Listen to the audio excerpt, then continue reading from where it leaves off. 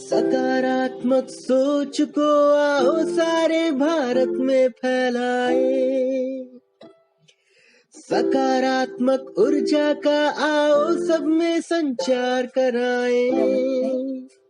मेरा नाम श्वेता है, मैं ऑस्ट्रेलिया से बोल रही हूँ। मैं आरजीएस पीवीएस की एडमिन हूँ ऑस्ट्रेलिया से।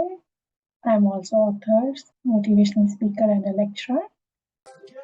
ऐसा ना हो कि हम अपनी जिम्मेदारी भूल न जाए, क्यों इंतजार करें हम किसी का, आओ एक मशाल जलाए, सकारात्मकता के उदय का चलिए हम उद्घोष कराए। आरजेएस जय हिंद के नारों से अपना देश जगाए। नमस्ते एवरीवन, मेरा नाम श्वेता है, मैं ऑस्ट्रेलिया से बोल रही हूँ। आज हम भगवान बुद्ध की 2586वीं जयंती मना रहे हैं। ज्ञान, करुणा और अहिंसा का प्रतीक, सकारात्मक व्यक्तित्व भगवान बुद्ध की शिक्षाओं को धारण कर बौद्ध धर्म के मार्ग पर चलकर मनुष्य अपना और समाज का कल्याण कर सकता है। आइए एक सकारात्मक सोच के साथ इस पर विचार करते हैं। संयोग से भगवान बुद्ध का जन्म, ज्ञानोदय, परिनिर्वाण तीनों एक ही दिन वैशाख पूर्णिमा के दिन हुआ था, जिसे बुद्ध पूर्णिमा के नाम से जाना जाता है। भगवान बुद्ध की वैशाख पूर्णिमा 2024 को 2586वीं जयंती पर बौद्ध अनुयायी सूत्र पढ़ते हैं, फूल और धूप चढ़ाते हैं और बौद्ध विहार में जाकर अपनी आस्था प्रकट करते हैं। भगवान बुद्ध ने 45 वर्षों तक धर्म, अहिंसा, सद्भाव, दया और निर्वाण के मार्ग पर प्रचार किया।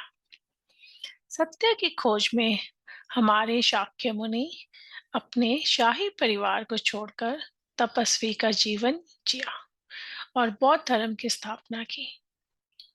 उनका पहला उपदेश सारनाथ में दिया गया। सम्राट अशोक ने भारत और विदेशों तक इसका प्रसार किया।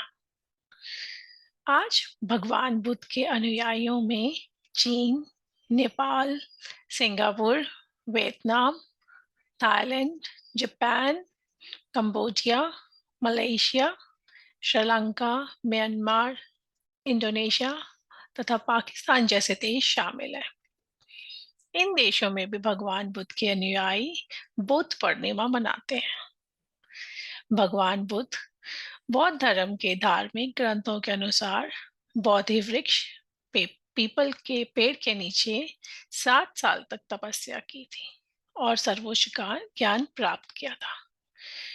फिर बिहार के कुशीनगर में 80 साल की उम्र में उनका निधन हो गया। इसलिए भगवान बुद्ध के अनुयायी उनकी जयंती मनाने के लिए बोध गया, लुम्बिनी और कुशीनगर जाते हैं। बुद्धम शरणम गच्छामि। हमें ध्यान रखना चाहिए, उनके 4 सत्य थे। दुख का कारण, जीवन में दुख है, जन्म, बुढ़ापा, मृत्यु, बीमारी सब दुख के रूप हैं। दुख के कारण का सत्य क्या है? सभी दुखों का कारण है इच्छा।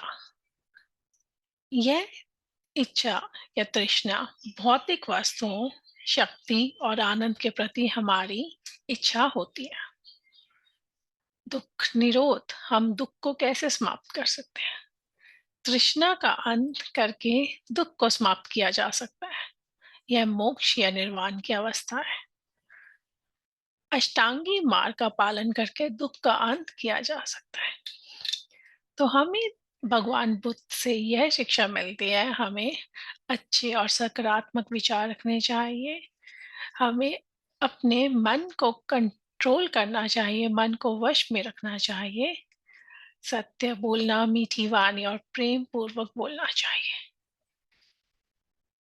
मानसिक और शारीरिक स्वास्थ्य के लिए सतत प्रयास करने चाहिए। बुद्ध के उपदेश आत्मज्ञान, करुणा और अहिंसा पर आधारित उनका उद्देश्य है कि व्यक्ति अपने दुखों का अंत करके शांति और आनंद प्राप्त करे। इन उपदेशों का पालन करके व्यक्ति अपने जीवन को सकारात्मक दिशा में ले जा सकता है। धन्यवाद। धन्यवाद RJS positive media. Thank you.